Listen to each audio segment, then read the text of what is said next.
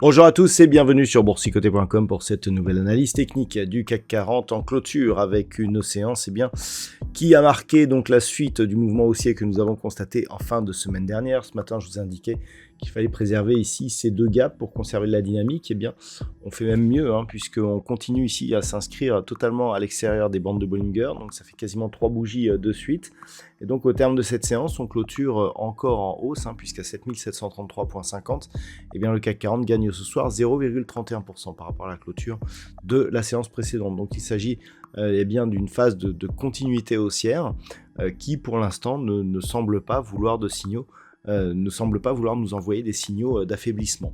Toujours est-il qu'au niveau des indicateurs techniques, on reste ici dans une dynamique haussière au sens des histogrammes du MACD. Le RSI continue à évoluer dans sa zone de surachat. Par contre, nous avons une nette baisse des volumes. Alors, ne nous y trompons pas, il n'y avait pas d'investisseurs américains aujourd'hui.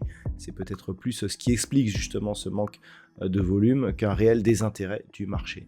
On a toujours une très bonne conviction, justement le fait d'avoir ici des marchés américains fermés avec des volumes qui sont au final tout juste dans la moyenne des dernières séances, nous indique que l'on est plutôt sur un équivalent de volume assez étoffé. Au niveau du palmarès des valeurs, donc le CAC 40 gagne 0,31%. Au niveau des plus fortes hausses, on retrouve Société Générale, plus de 52, suivi d'ArcelorMittal, plus de 29, ou Stellantis, plus de 26. Derrière, Kering et Legrand sont plus proches des 2%. Au niveau des plus fortes baisses, on retrouve donc Engie, moins 1,74%, Renault, moins 1,23%. Derrière, LVMH, Bureau Veritas et L'Oréal sont sur des baisses proches de 1%. Donc, assez peu de conviction. Il va falloir un petit peu attendre de voir le retour des investisseurs américains pour voir exactement ce qui se passe. Alors, aujourd'hui, c'était l'investiture de Donald Trump. On a eu un petit peu de volatilité post-clôture, notamment à l'évocation des droits de douane sur donc les contrats futurs. Mais finalement, tout est rentré dans l'ordre puisque au moment où je vous parle, eh bien, on est approximativement au même niveau de cotation, peut-être légèrement inférieur, mais en tout cas, on est sur la zone ici des 7725 points. Donc globalement, pour l'instant, ça semble calme. Il va falloir voir un petit peu ce qui se passe demain, mais d'un point de vue, en tout cas, indice, puisque ça bouge sur d'autres actifs, eh bien, on reste pour l'instant sur une dynamique haussière.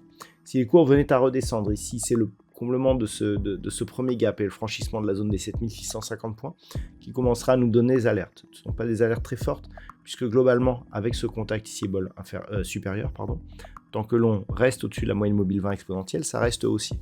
On a cette zone aussi de résistance des 7525 points, donc le gap que nous avons ici est relativement loin. On commencera à avoir de vrais signaux d'affaiblissement s'il y avait un comblement rapide de ce gap ici que nous avons connu jeudi matin dernier. Donc pour l'instant, on peut regarder, je dirais, la poursuite d'une manière assez positive.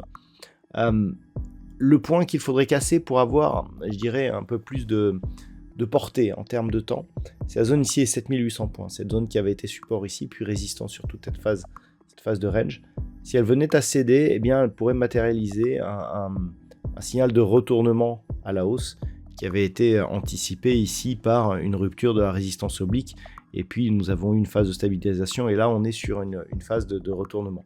Donc ça confirmerait, je dirais, sur une portée un peu plus moyen terme. Tant que l'on reste sous cette zone, c'est plus ou moins neutre d'un point de vue moyen terme. Donc pour l'instant, c'est ce niveau qu'il faut surveiller. Et donc à la baisse, on en est relativement loin. Voilà donc ce qu'il faut savoir sur cette analyse technique du CAC 40. En termes de probabilité, la configuration, encore une fois, à l'extérieur des bandes de Bollinger, avec une si forte hausse, nous donne assez peu de cas représentatifs. Sachez que même avec peu de cas représentatifs, eh bien, on a une certaine neutralité sur les marchés. Donc globalement, pas trop d'informations à ce sujet pour ce soir. Voilà, donc je vais vous souhaiter une bonne soirée. On se retrouve donc dès demain pour d'autres analyses techniques, toujours sur le site boursicoté.com.